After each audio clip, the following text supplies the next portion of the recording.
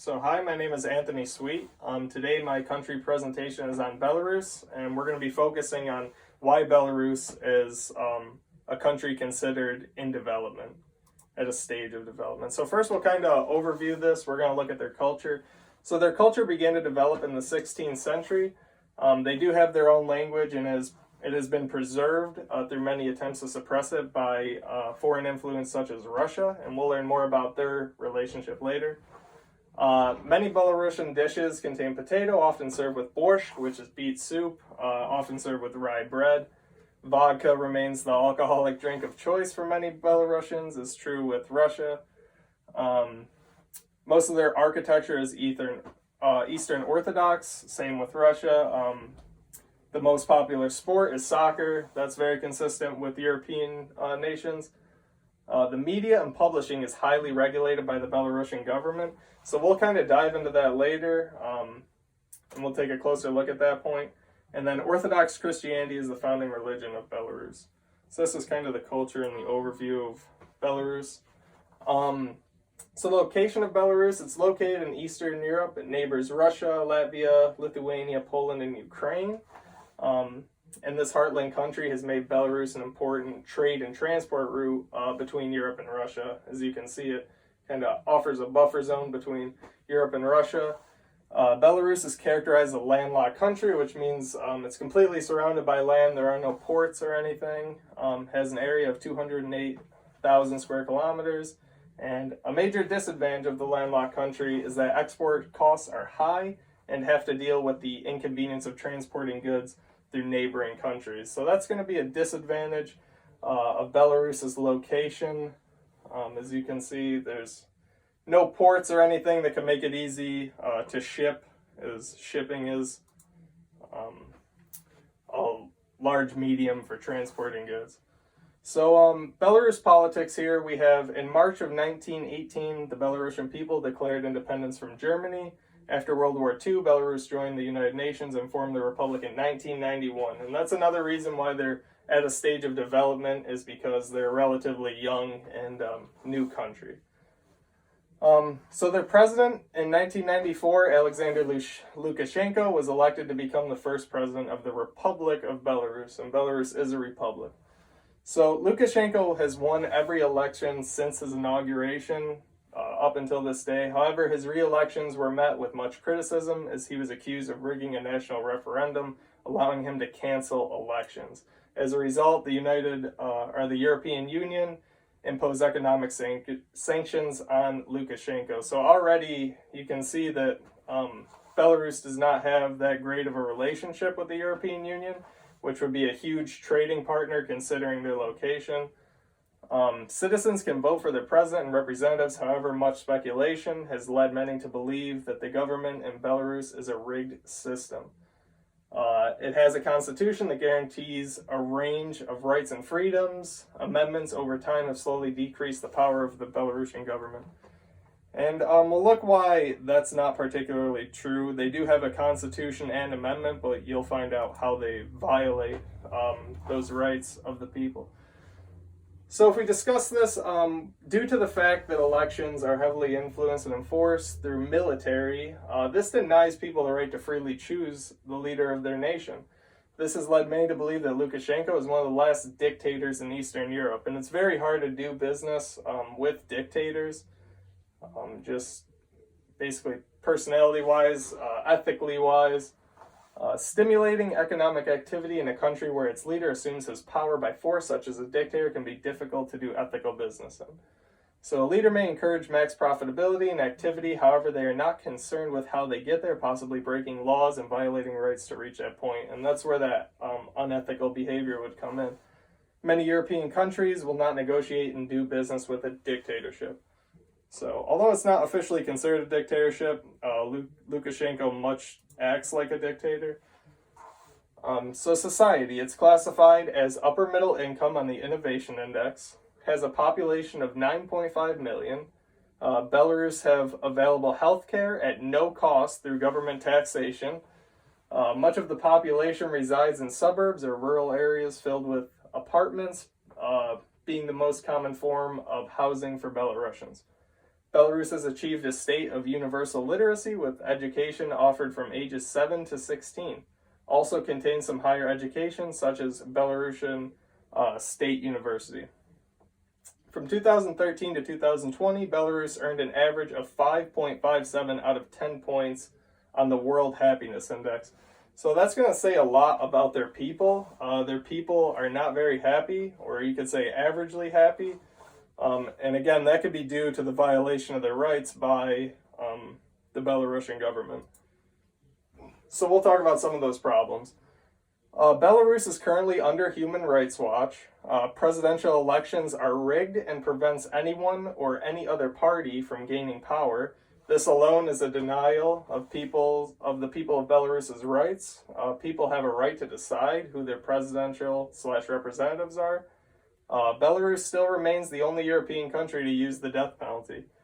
Belarus also strictly known for cracking down on its people, specifically protesters and the media. Again, that suppression of freedom of speech.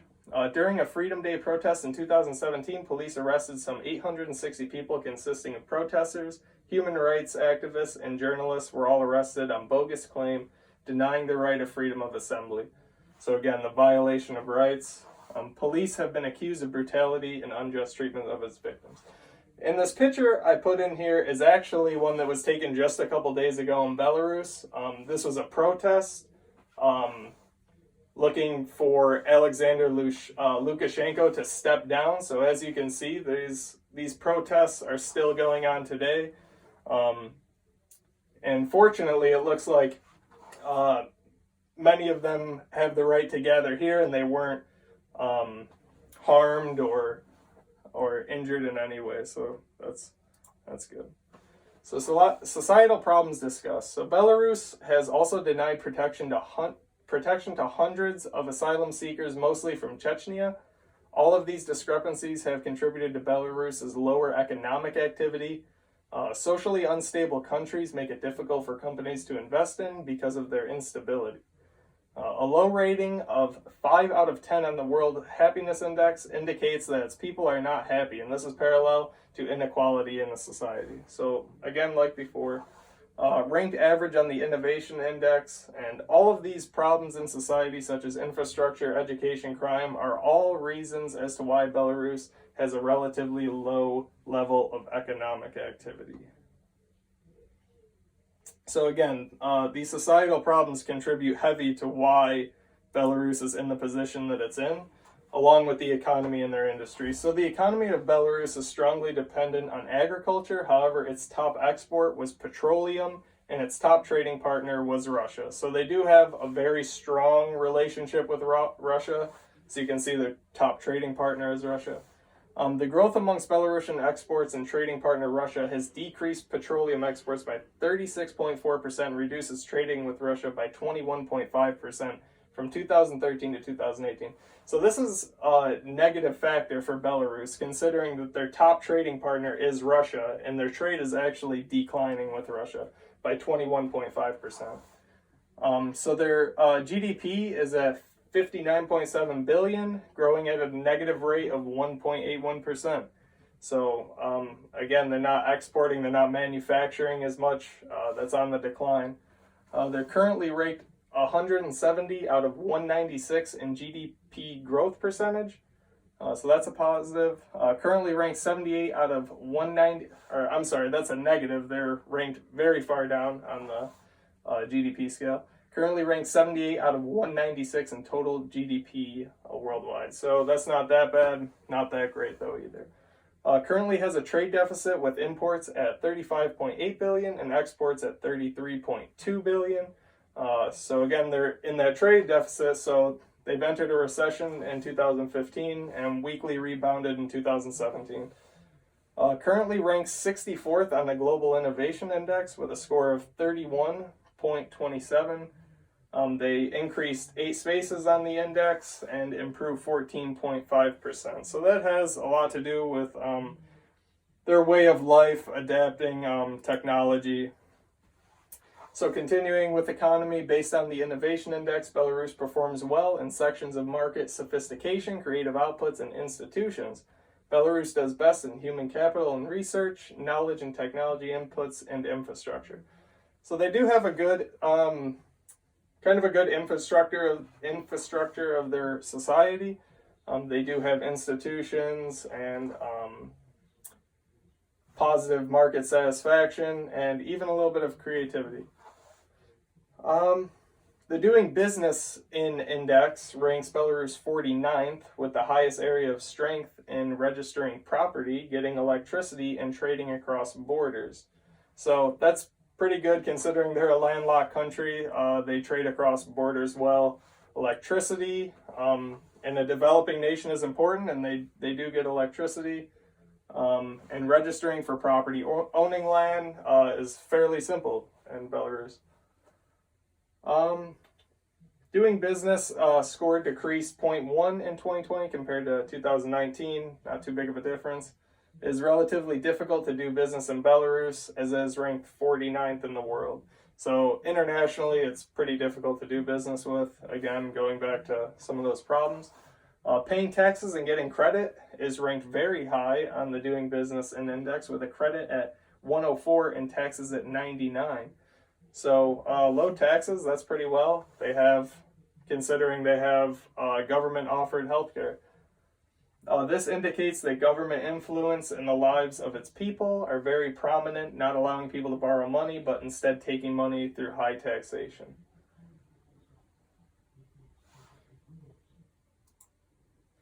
Okay, and then economic and industrial challenges. So Belarus has an overdependence on Russian energy. Negotiations of oil contract have been going since 2019. Global decline in prices reduce the value of top export, petroleum, and they need to diversify their oil. So again, that overdependence on Russia, and they pretty much choose what they want to happen to Belarus. They're their top trading partner and heavily dependent on Russia. And then we just added a little section here on COVID. Dependence on Russian markets has led to a decline in value and productivity. Decline in currency has recently made it difficult to trade with foreign powers, such as the dollar and euro. COVID-19 has diverted attention from social issues and focused on economic issues, as well as the public health of the people of Belarus. So Belarus is suffering from COVID, just like almost any other country today. So yeah, that's why Belarus is at a stage of development, basically. Numerous economic, societal, political problems plague Belarus, and unfortunately is why they are at the stage of development they are at. I hope you enjoyed my presentation. Thank you.